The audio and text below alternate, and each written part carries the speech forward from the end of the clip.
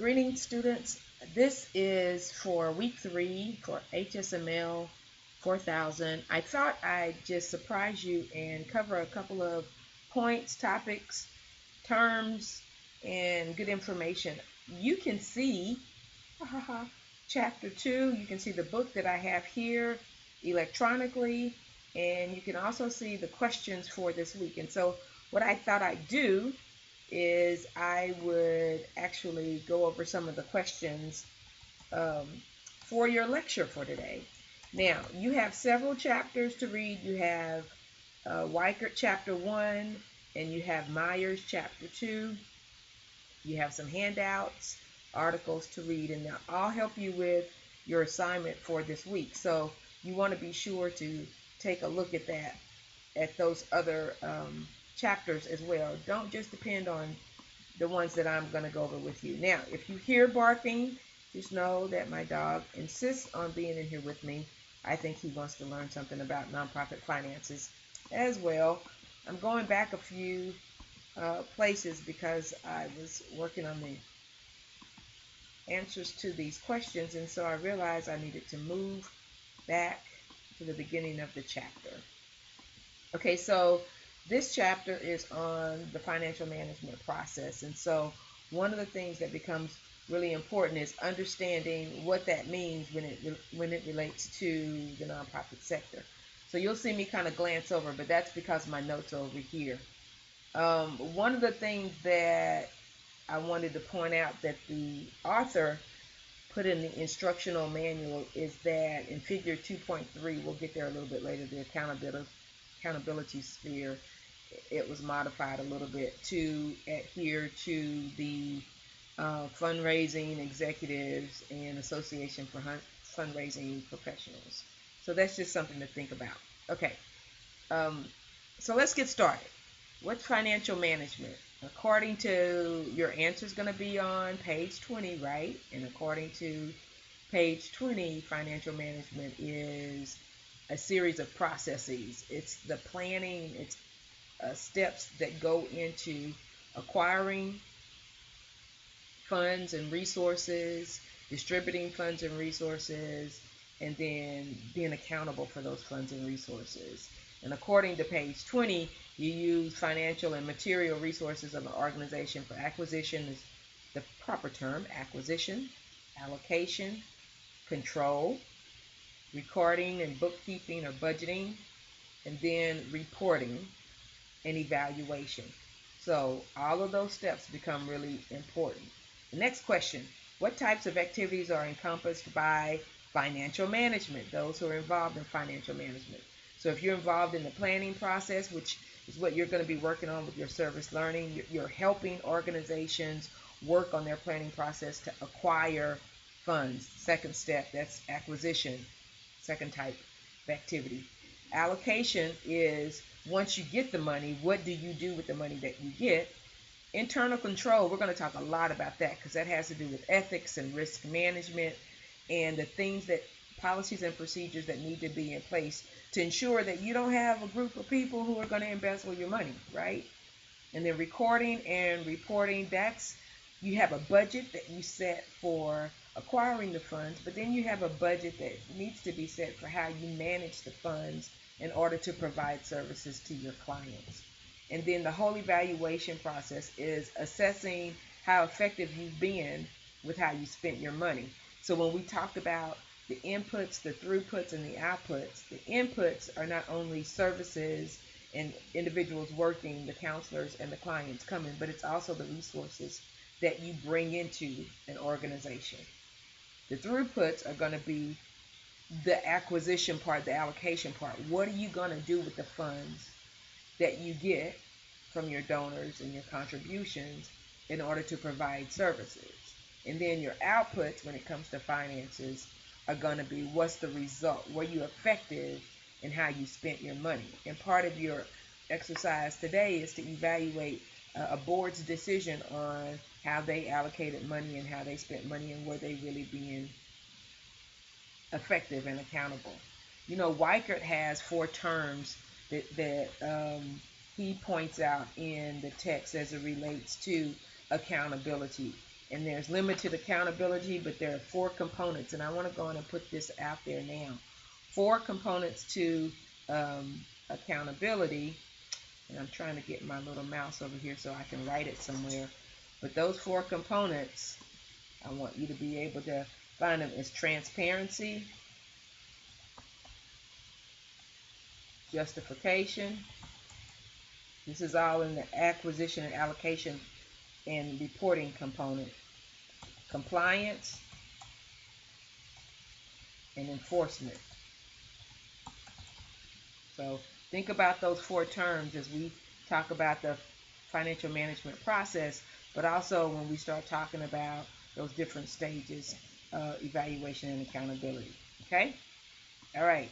So number 3, what are the stages in financial management process and how do they develop? Well, there are 3 stages. Okay? And I'm going to type over here. I'm going to type stages. See what comes up. There we go. You see the 3 stages. Again, I told you, if you hear a barking, don't worry, it's just my dog. Okay, so the 3 stages: resource acquisition, resource disposition, and resource reporting. Acquisition, that planning and budgeting that goes into fundraising and grant writing, contracting. Remember when I told you, when you do your service learning, it's just as important for you to be a part of the thank yous and the follow-ups and the mail-outs, all of those that have to do with gathering the money, as it is you being a part of maybe grants writing or reporting or collecting pledges. Okay, so that's number 1. That's the future. The next stage, number 2, looks at the present, resource disposition. That is, what are you doing to manage the money? What's the controls? How are you allocating funds?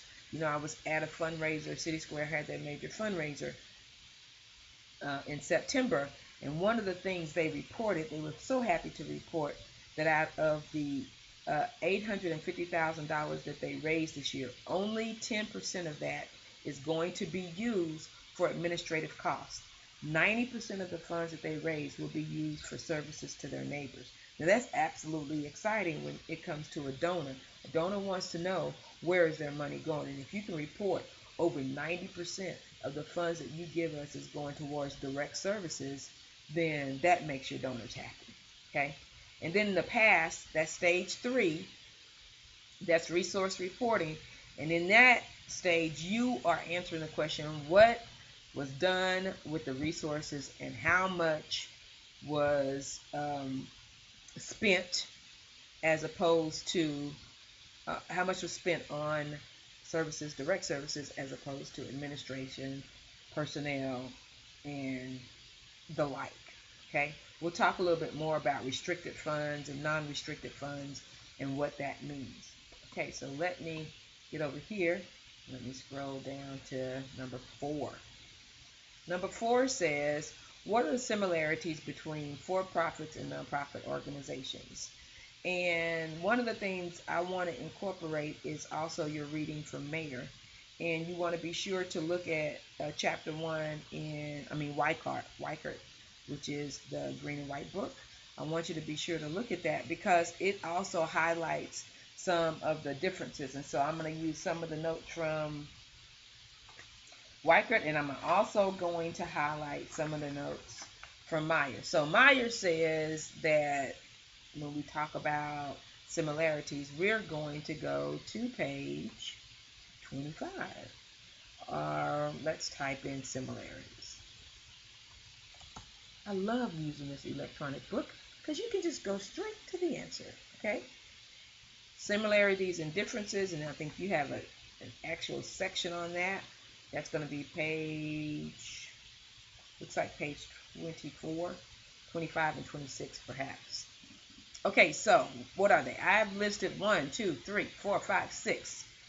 Both acquire external resources. Okay. Both produce and distribute goods and services. This is for-profits and nonprofits. Both have financial obligations. Both have to stay financially solvent. That means they need to keep a cash flow. They may charge fees, both of them. We know for-profits charge fees for service. Nonprofits can as well. The difference is how they use the money that's over and above the cost to provide services.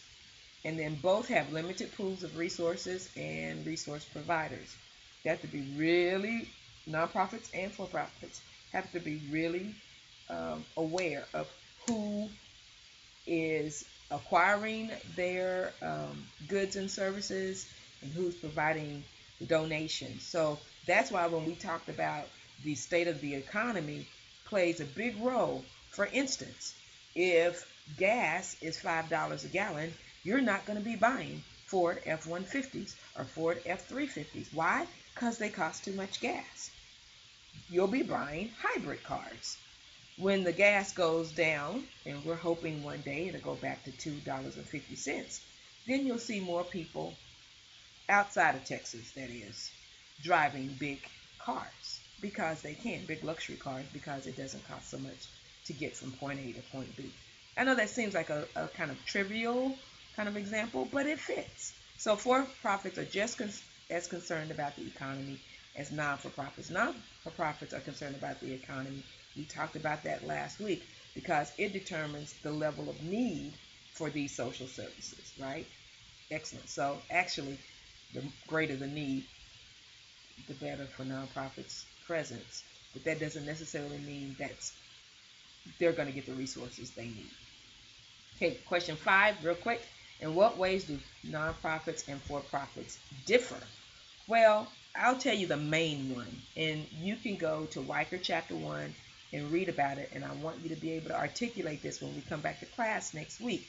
But one of the main ones is that for-profits get to give bonuses to their stakeholders and their investors, whereas nonprofits do not. They have to put whatever proceeds over and above their expenses back into the organization. It is illegal for nonprofits to give their board of directors stipends. Well, I don't want to say stipends because they can give them stipends, but they cannot give them bonuses like, $150,000 because we made $3 million this year, and part of that you get so much percentage of that. Nonprofits can't do that. That's the biggest difference. I want you to read and look and see if you can articulate next week what some additional differences are. Major funding streams. You can find this rather than going on and talking. I'm going to tell you where you can find it. In the Myers book, if you have the electronic book under Adobe Editions, which is great, go to page 32. I'm going to type in streams. See what we get. Funding streams. Okay. So just briefly, you have governmental sources of income coming from governmental entities, for-profit corporations, foundations, and other nonprofits. And actually, I believe there is a diagram. These highlight the various funding streams for a nonprofit organization. Okay? Most common sources of funds for nonprofits. You can just go down a little bit more. Sources include, this is going to be, let me check and see what page this is. Starting at page 33, you'll find that fees and third-party payments are ways that nonprofits get their funds. Contracts, allocations, grant writing, contributions, donors, endowments, vouchers. All of these are ways that nonprofits get their funds. Vouchers come from state funds for like block grants and things like that. Look on page 35 for how contributions and grants differ. If you're taking grants writing, this is a great time to be taking your grants writing class because a lot of this information is going to... Okay, I've got 30 seconds. I know I just cut in to something that I was saying, but I've got 30 seconds to end this lecture. So enjoy your reading. I hope this gets you started. You are going to do great this week. Have a great week. See you next week.